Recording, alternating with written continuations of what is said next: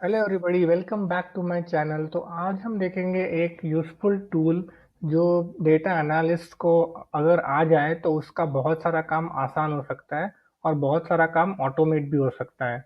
मैं बात कर रहा हूँ पावर क्वेरी की। और पावर क्वेरी जो टूल है उसको एक ईटीएल टूल के तरह से भी जाना जाता है। ईटीएल का मतलब है एक्सट्रैक्ट, ट्रांसफॉर्म एंड लोड। मतलब पावर क्वेरी के थ्रू आप कहीं से भी डेटा एक्सट्रैक्ट कर सकते हो। अगर वो डेटा में कुछ इम्प्योरिटीज हैं या आपको कुछ नए कॉलम्स या कस्टमाइजेशन बिल्ड करने हैं आप, तो उस डेटा को आप ट्रांसफॉर्म कर सकते हो। और उस ट्रांसफॉर्मेशन के बाद आप उस डेटा को लोड कर सकते हो और कुछ एनालिसिस कर सकते हो। पावर क्वेरी में बेसिकली आज हम ये 5 चीज़ें देखेंगे कैसे करना है। एक, हमारे पास अगर कोई इम्प्योर डेटा है तो उसको कैसे क्लीन करना है। ब्लैंक रोज़ है तो कैसे ब्लैंक रोज़ या मिसिंग रोज़ को ट्रीट करना है। कैसे हम नए कॉलम्स क्रिएट कर सकते हैं विद कस्टम फंक्शंस। और कैसे कंडीशनल बेस्ड कॉलम्स क्रिएट करके हम ये सारे स्टेप्स को बिल्ड करके कैसे हम उसको ऑटोमेटिकली अपडेट भी कर सकते हैं। तो ये स्टेप्स हम देखेंगे। तो अभी क्या करते हैं, एक डेटा सेट लेते हैं, लोड करते हैं और ये सारे चीज़ें प्रैक्टिकली देखते हैं कैसे करना है। तो उसके लिए मैं यहाँ पे न्यू शीट पे जाता हूँ और डेटा पे जाके मैं यहाँ पे गेट डेटा पे क्लिक करके डेटा फ्रॉम फाइल पे क्लिक कर रहा हूँ और फ्रॉम एक्सेल वर्कबुक कर देता हूँ। मेरा जो डेटा है वो इस फ़ोल्डर में है, प्रेड मॉडलिंग।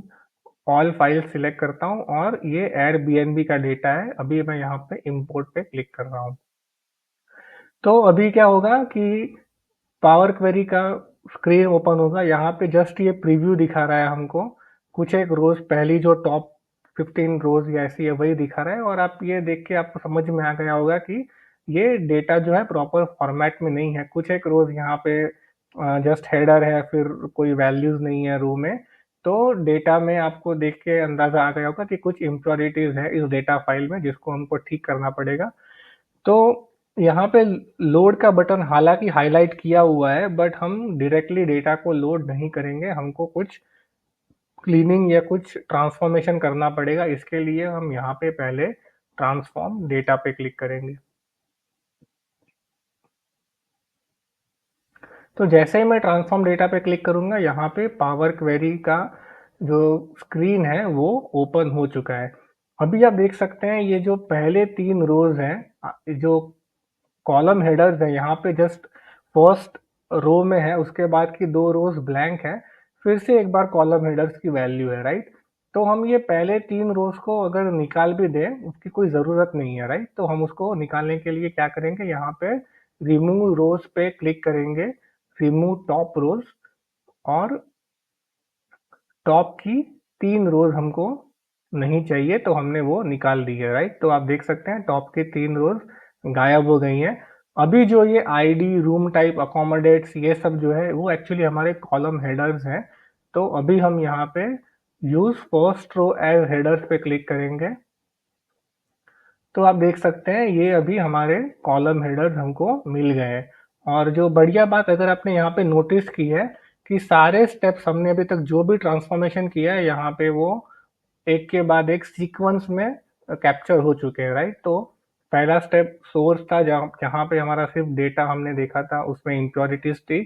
फिर हमने टॉप 3 कॉलम्स निकाले तो वो स्टेप यहाँ पे दिखा रहा है। फिर हमने कॉलम हेडर्स को प्रमोट किया और उसको कॉलम हेडर्स बनाया, रोज को, फर्स्ट रोज को, तो ये यहाँ पे दिखा रहा है। और अभी हम इस स्टेज पे है, राइट। तो अभी देखते हैं कि इसमें कुछ इम्प्योरिटीज और है क्या। तो अभी अब अगर आप ये रिव्यू स्कोर रेटिंग्स वाला कॉलम देखें तो यहाँ पे कुछ एक रोज है जहाँ पे कोई वैल्यू, जिसमें कोई वैल्यू नहीं है, राइट, नल वैल्यूज है। तो उसको निकालने के लिए क्या करेंगे, यहाँ पे ड्रॉप डाउन पे क्लिक करेंगे और इस नल को अनचेक कर देंगे और ओके करेंगे। तो जो रिव्यू स्कोर रेटिंग कॉलम में मिसिंग वैल्यूज थी, अभी वो रोज फिल्टर आउट हो चुकी हैं। कोई और रो कॉलम के अंदर भी मिसिंग वैल्यूज है क्या, तो रूम टाइप पे एक बार चेक करते हैं। यहाँ पर भी आप देख सकते हैं कुछ एक रोज है जहाँ पे ब्लैंक है वैल्यू, मतलब कोई वैल्यू नहीं है। तो इसको भी हमको निकालना है। तो क्या करेंगे, ये ब्लैंक को हमने अनचेक कर दिया। तो जो रूम टाइप कॉलम के अंदर जो जो ब्लैंक्स थे वो निकल गए हैं। और सिमिलरली रिव्यू स्कोर रेटिंग के अंदर भी जो जो नल वैल्यूज या मिसिंग वैल्यूज थे वो दोनों फिल्टर आउट हो चुके हैं। तो हमने मिसिंग वैल्यूज को भी ट्रीट कर दिया है और सारे स्टेप्स यहाँ पे रिकॉर्ड भी हो रहे हैं।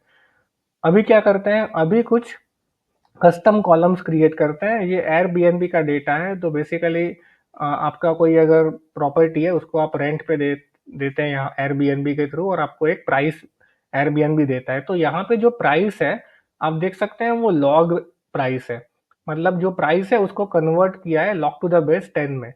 अगर हमको वो प्राइस फिर से कन्वर्ट करनी है नॉर्मल रुपीज में, तो देखते हैं वो कैसे करेंगे।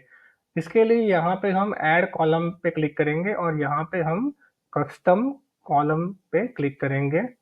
तो सबसे पहले इनपुट वो पूछ रहा है कि आपको कॉलम नेम क्या देना है। हम यहाँ पे देंगे प्राइस और लिखेंगे नंबर डॉट पावर, क्योंकि हमको उसको फिर से कन्वर्ट करना है एक नॉर्मल नंबर में। तो फॉर्मूला क्या है, अगर आपका कोई भी नंबर को log 10 में कन्वर्ट किया है तो आप क्या करो, उसको 10 टू द पावर वो जो लॉग वैल्यू है वो कर दो, राइट। तो अभी हम उस लॉग फंक्शन को रिवर्स कर रहे हैं।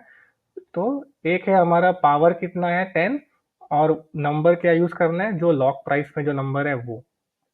तो ये हमने यहाँ पे ओके किया। हम जैसे ही ओके करेंगे तो ये जो वैल्यू है वो अभी नॉर्मल रुपीज में कन्वर्ट हो चुकी है। एक चीज जो आपको चेक करनी है वो है कि यहाँ पे डेटा टाइप उस पावर क्वेरी ने कोई असाइन नहीं किया है, हम उसको डेसिमल नंबर असाइन कर देंगे, राइट। तो आपका जो प्राइस था अभी फिर से रुपीज में कन्वर्ट हो चुका है। अभी एक और चीज करते हैं, यहाँ पे जो रिव्यू स्कोर रेटिंग है वहां पे आप देख सकते हैं जो जिन लोगों ने उस रूम को यूज किया और उनको जो सर्विसेज मिली उन्होंने उसका रेटिंग दिया है, और वो रेटिंग एक 100 तक का रेटिंग है। तो मैक्स रेटिंग है 100 और अलग अलग रेटिंग्स है, राइट। तो एक काम करते हैं, एक कंडीशनल कॉलम क्रिएट करते हैं विद द लॉजिक कि अगर ये रेटिंग 50 से कम है तो उसको हम कैटेगराइज करेंगे एज बैड, अगर 50 टू 90 के बीच में है तो हम कैटेगराइज करेंगे एज गुड, और अगर 90 के ऊपर रेटिंग है तो हम कैटेगराइज करेंगे एज एक्सीलेंट। तो देखते हैं ये कैसे करना है। उसके लिए फिर से ऐड कॉलम में जाके कंडीशनल कॉलम पे क्लिक करना है और कॉलम नेम हम देंगे रूम अंडरस्कोर कैटेगरी, और किस कॉलम पे हमको लॉजिक बिल्ड करना है तो वो है रिव्यू स्कोर रेटिंग। तो लॉजिक क्या है, अगर ये लेस देन 50 है तो होना चाहिए बैड, सेकंड क्लॉज ऐड करेंगे। फिर से रिव्यू स्कोर रेटिंग, अगर ये लेस देन 90 है मतलब 50 और 90 के बीच में है तो है गुड, और अगर ये दोनों नहीं है मतलब 90 के ऊपर है तो होना चाहिए एक्सीलेंट, राइट। अभी इसको हम ओके करेंगे और अभी आप देख सकते हैं ये नया कॉलम रूम कैटेगरी क्रिएट हो चुका है, और लॉजिक भी आप देख सकते हैं अगर 90 के ऊपर वैल्यू है तो कैटेगरी असाइन हुआ है एक्सीलेंट, अगर 50 से कम है मतलब 40 है तो कैटेगरी असाइन हुआ है बैड, और सिमिलरली अगर आपका वैल्यू 89 है मतलब 90 से कम है तो कैटेगरी असाइन हुआ है गुड। तो हमारे सारे ट्रांसफॉर्मेशन यहाँ पे हमने एक के बाद एक अप्लाई कर दिए हैं जो यहाँ पे कैप्चर भी हुए हैं, और अभी हमारा डेटा काफ़ी अच्छे शेप में है। अगर हमको ये डेटा अभी लोड करना है तो हम यहाँ पे क्लोज एंड लोड पे क्लिक करेंगे, तो अभी वो सारी क्वेरीज जो हमने लिखी थी वो अभी उस डेटा सेट पे एग्जीक्यूट हो रही हैं, और ये हमारा डेटा यहाँ पे लोड हो चुका है। और सबसे मज़े की बात यह है कि ये जो भी डेटा है ये हमने इस फाइल में चेंजेस किए हैं जो ओरिजिनल फाइल है। अगर मैं ये ओरिजिनल फाइल यहाँ पे खोलूंगा एयरबीएनबी वाला, तो आप देख सकते हैं ओरिजिनल फाइल में कोई भी चेंज नहीं हुआ, मतलब ओरिजिनल फाइल वैसा का वैसा है। सिर्फ हमने जो जिस नई फाइल पे हमने जहाँ पे डेटा सेट लोड किया और ट्रांसफॉर्मेशंस किया वहाँ पे हमने चेंजेस किए हैं, original file as it is है। अभी देखते हैं इसको ऑटो अपडेट कैसे करते हैं, राइट। तो या कैसे होता है। तो अभी यहाँ पे रिव्यू स्कोर रेटिंग जो है उसको मैं थोड़ा सा चेंज करता हूँ, 100 को चेंज करके मैं यहाँ पे 45 कर देता हूँ। 93 को 93 रहने देते हैं और इसको 92 की जगह पे 82 कर देते हैं, राइट। तो पहले हमारे तीनों कॉलम्स के जो कैटेगरी असाइन हुए थे वो थे एक्सीलेंट। अभी यहाँ पे कैटेगरी जो असाइन होना चाहिए वो होना चाहिए बैड, एक्सीलेंट और गुड, राइट? तो इसको सेव करते हैं कंट्रोल एस प्रेस करके और इसको मैं अभी क्लोज़ करता हूँ और यहाँ पे अभी आपको पावर क्वेरी में जाने की कोई ज़रूरत नहीं है। आप डेटा पे जाइए और यहाँ पे रिफ्रेश ऑल कर दीजिए। तो अभी जो सारे स्टेप्स हैं मतलब फिर से डेटा लोड हो रहा है और सारे लॉजिक्स फिर से रन हो रहे हैं। आप देख सकते हैं यहाँ पे वैल्यूज़ चेंज हो गई हैं अपने आप और उसके हिसाब से यहाँ पे रूम कैटेगरी भी अपने आप चेंज हो गई है, राइट? तो कितना बढ़िया है।